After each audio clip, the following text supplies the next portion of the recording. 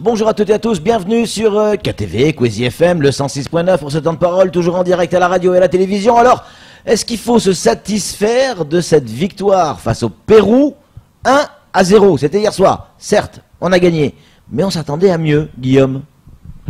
Bonjour messieurs, bonjour à tous. Ben, on s'attendait à mieux, on s'attendait à prendre 3 points, on a pris 3 points, donc vous êtes satisfait? Tout à fait. Ouais. On a été, je vous l'ai dit, on a été efficace. Ouais. Donc je pense qu'on peut être fier de notre équipe de France qui a fait un très bon résultat, en tout cas qui a fait le job. Alors quand on voit les commentaires sur la presse, hein, la presse écrite, la télévision, la radio, les réseaux sociaux, tout le monde dit bon on a gagné, oui, mais on n'a pas vu la manière. Oui, mais les Français sont comme ça. Ouais. On n'est jamais satisfait de ce qu'on a.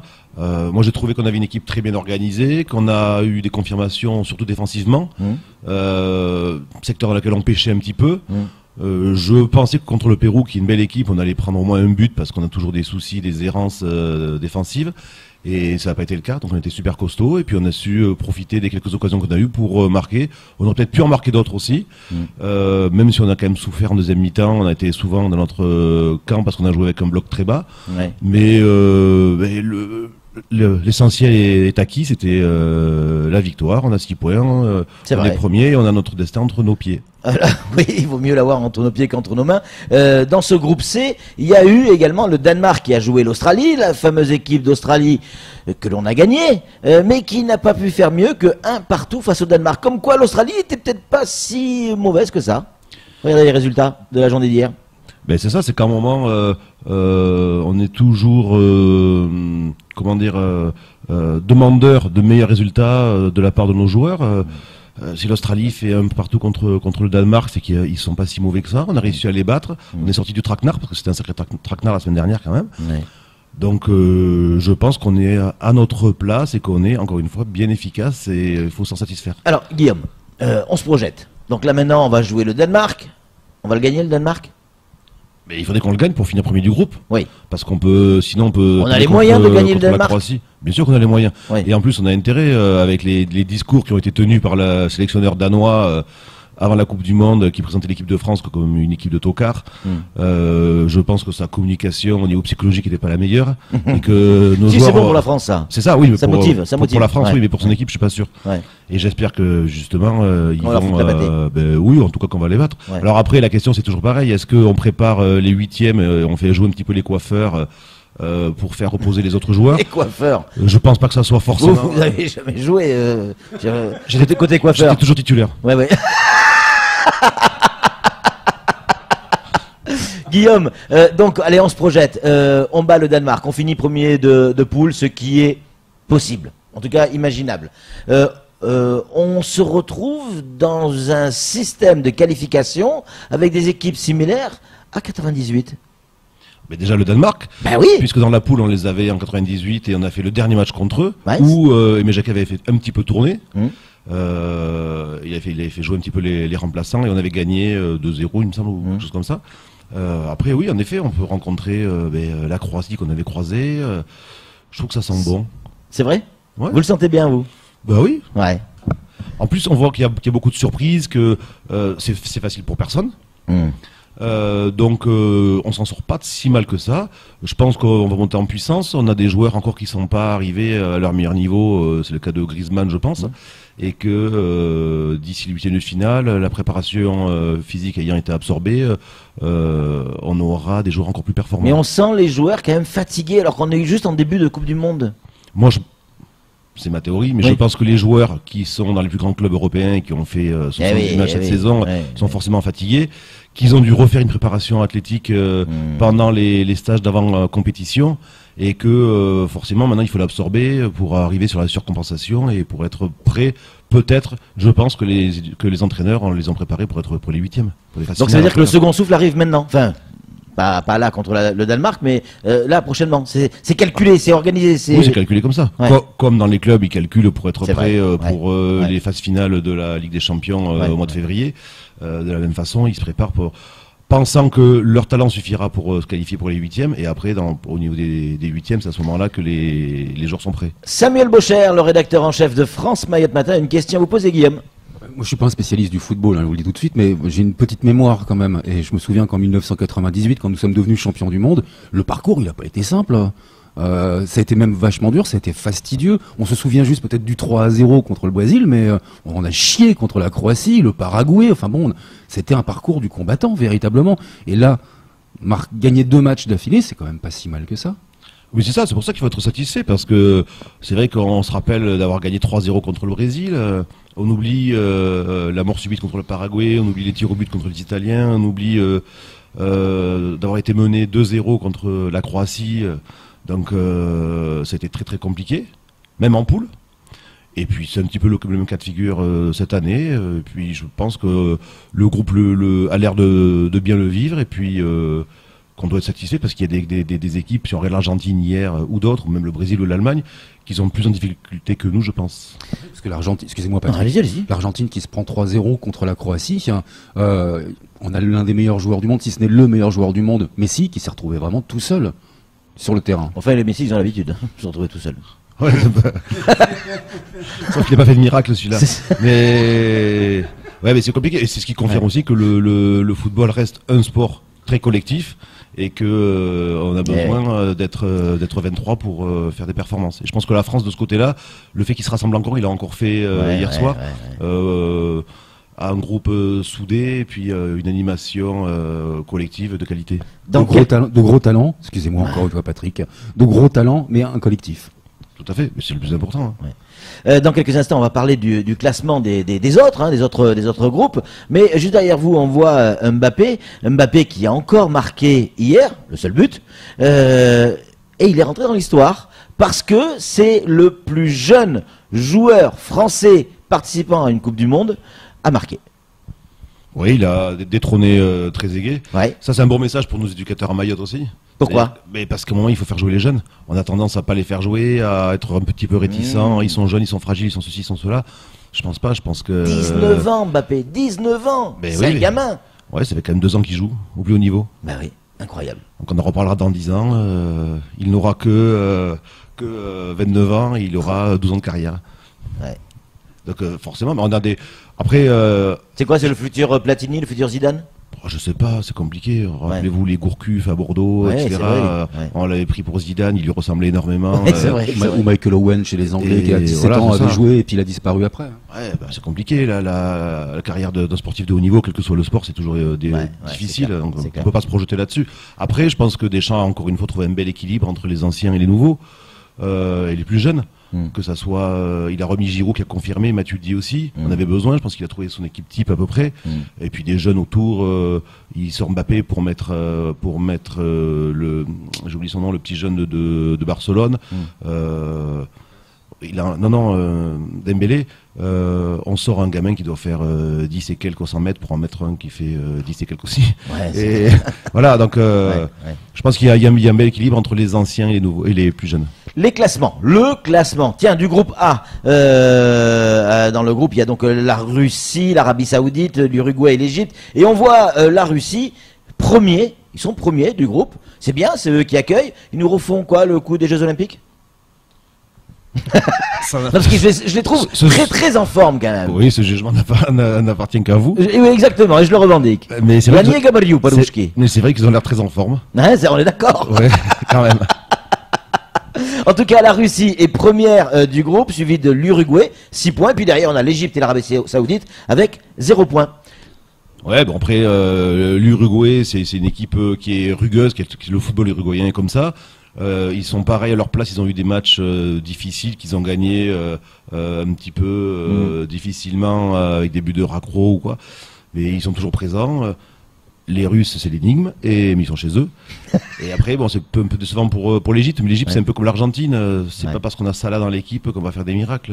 Lui non plus n'est pas que Messi dans son pays. N'est pas Messi qui veut. Dans le groupe B, c'est un groupe de la mort quand même, avec l'Espagne, le Portugal, l'Iran et le Maroc, c'est le classement. L'Espagne première, deuxième Portugal, troisième l'Iran, quatrième le Maroc. Marocain décevant. On les voyait pas derniers. Ok, il y a l'Espagne et le Portugal, mais tout de même. Mais tout de même, ouais, c'est que ça reste une poule très compliquée. Ouais. On avait dit quand même avant la Coupe du Monde que l'Espagne serait dans le dur, que ce serait compliqué, ça l'a été. L'Iran a failli faire un miracle contre eux en égalisant à la dernière minute avec un but refusé, ce qui aurait été vachement sympa. Ouais. C'est compliqué, même pour l'Espagne quand même, c'est pas évident. Et puis après, par contre, le Portugal, amené par un Ronaldo Magique, hein. magique, débutant de compétition, Ouais. un ballon d'or en puissance, je Ils crois. se sont neutralisés, hein, l'Espagne et le Portugal. Un 3-3, si je me souviens bien, c'était un super match. Ah oui, c'est ça, ouais, en plus c'est quand même un derby, Ouais. c'est des joueurs extraordinaires des deux côtés, et puis Ronaldo, on peut dire ce qu'on veut, quand les Marocains le laissent tout seul dans la surface, faut pas s'étonner qu'il marque le but de la tête quand même. Le groupe C, c'est le groupe de la France, on l'a vu tout à l'heure, la France qui est donc première, deuxième le Danemark, mais attention, le Danemark n'a pas joué. Ils vont jouer là. Non, le Danemark a joué hier, ils ont fait A match joué nul contre hier, ils ont l'Australie. fait match nul contre... Ouais. Voilà, donc c'est le classement. Parce qu'ils jouent qu'une fois contre l'Australie. C'est ça. Non, ce que je veux dire, ce que je vais essayer de me rattraper, ça va être déterminant, le dernier match, France-Danemark, c'est la première place qui va se jouer clairement. Hein. Oui, c'est ça. C'est la raison pour laquelle il y aura un questionnement sur est-ce qu'on fait jouer les remplaçants, est-ce qu'on fait tourner ou pas, parce qu'il faut quand même prendre les 3 points pour finir premier, Ouais. et pour éviter nos amis croates. Peut-être que, oui, remarquez, on va le voir de suite, hein, dans le classement du groupe D, la Croatie qui est première, suivie de l'Islande, c'est-à-dire que si ça continue comme ça, on peut, parce que l'Argentine qui est troisième, elle n'a pas dit son dernier mot, elle est encore qualifiable, on est bien d'accord. Tout à fait. On est bien d'accord. Si jamais, parce que la Croatie est quand même bien partie pour terminer première, l'Argentine et l'Islande, l'Argentine peut encore finir seconde, ça veut dire que si on finit premier du groupe, on va se taper l'Argentine ou l'Islande. Voilà. Et si on finit second, on va taper la Croatie. Qu'est-ce qui vaut mieux, finir premier ou second? Moi, je pense qu'il vaut mieux finir premier de toute façon. Ouais. Quand on voit l'état de l'équipe argentine actuellement, c'est quand même plus abordable que la Croatie. Ouais. La Croatie, il y a des super footballeurs. Enfin, Ouais, on a connu, il y a la Serbie aussi, on a connu l'ancienne Yougoslavie. Ouais. Qui avait éclaté, sinon ils auraient été champions d'Europe, je pense. Il y a eu la guerre à ce moment-là. C'est des super joueurs de foot. Quand on voit Modric, qui a été, je pense, l'un des meilleurs joueurs du Real Madrid cette saison, vaut mieux les éviter. Groupe E, on retrouve la Serbie, la Suisse, le Brésil, le Costa Rica. Regardez, c'est dans l'ordre. La Serbie est première, suivie de la Suisse. Le Brésil, troisième. Le Costa Rica, dernier. Surprise quand même pour le Brésil, là. Après, ils ont joué contre la Suisse. Si vous vous souvenez, on les a eu plusieurs fois dans nos poules. C'est vrai. Ou en qualification ou en compétition. Ça n'a jamais été simple. Et c'est difficile. Hein. Ouais. C'est une belle équipe. Ouais. Je Le pense... fait de les retrouver troisième, c'est quand même une surprise. Ah bah oui, moi je pensais sincèrement que ils allaient gagner facilement contre la Suisse quand on a vu le début du match dimanche dernier. Je crois que c'est dimanche, ouais. Et puis finalement, quand on triche un peu sur les efforts physiques, notamment à haut niveau, c'est difficile. Et quand on joue contre des équipes qui sont bien organisées et bien préparées, on est encore dans le dur et ça a été le cas pour le Brésil. Le groupe G, Belgique, Angleterre, voilà pour les deux têtes de liste. Eh bien, ils sont tous les deux premiers au classement de ce groupe G, suivi de la Tunisie et du Panama. Là aussi, c'est un peu comme Espagne-Portugal, ça reste un groupe de la mort. Groupe de la mort, non, je pense qu'il y a deux équipes. Belgique-Angleterre quand même. Ouais, voilà. Il faut les taper quand même. Ça sera premier, deuxième. Oui, c'est compliqué pour le Panama, la Tunisie, oui, c'est sûr. Ouais. Après, la Belgique, on en avait parlé aussi, la Belgique reste parmi les équipes qui peuvent créer la surprise. Ils ont un bel équilibre, de bons joueurs, ils ont changé de sélectionneur. En tout cas, ils sont bien partis. Ça fonctionne, ils ont gagné 3-0 le premier match de mémoire. Ouais. Je pense qu'il va falloir compter avec aussi. Pour le dernier groupe, le groupe H, on retrouve le Japon en tête, qui mène cette poule H à la baguette. Oui, je sais, il fallait oser le faire. Je sais, on l'a fait. Et suivi du Sénégal, toujours magique. On a un coup de cœur pour le Sénégal. À chaque fois qu'il joue, on est pour le Sénégal. Pourquoi? Vous êtes pour le Sénégal? Bah oui, moi je suis pour le Sénégal. À chaque fois qu'il joue, je suis pour le Sénégal. La France est pour le Sénégal. Quand en 2002 ils nous battent dans les poules et qu'on est éliminé, je ne suis pas forcément pour eux. Mais après, enculé. Non, pas du tout. Non, mais voilà, c'est aussi une équipe qui fait le spectacle. Oui, bien sûr. Puis on a besoin d'avoir des équipes africaines. C'est un continent de football, donc on est content de les retrouver là. Après, c'est vrai que retrouver les Japonais là, alors que les Colombiens sont derniers, c'est quand même un petit peu une surprise. Parce qu'on attendait les Colombiens sûrement mieux que ça. Donc ce groupe-là est assez surprenant.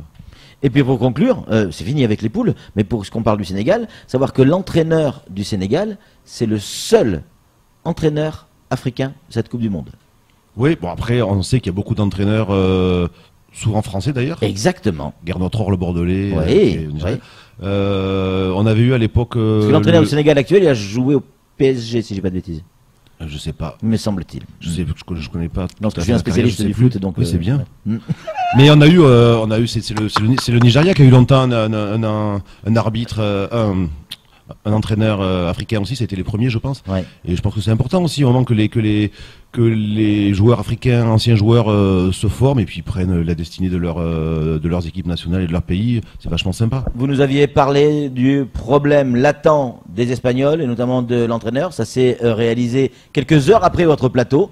Bon, puisque vous êtes bon en vision, hein, parce que vous êtes bon en vision, qui gagne là, France-Danemark et le score? Le pronostic, Bah oui, pronostic. En pronostic, je suis pas fort. Mais si, donc c'est mardi. Mais le mardi, tout est permis. Je pense que c'est le jour des raviolis. Je pense que la France, en tout cas, va gagner pour finir première du groupe. Et en plus, qu'on va remettre nos amis danois à leur place, qu'ils n'ont pas été très très sympas avec nous. 3-0. On va gagner. Si on gagnait 2-0, Ça serait bien. je serais déjà. content. Ouais. Samuel, pour conclure.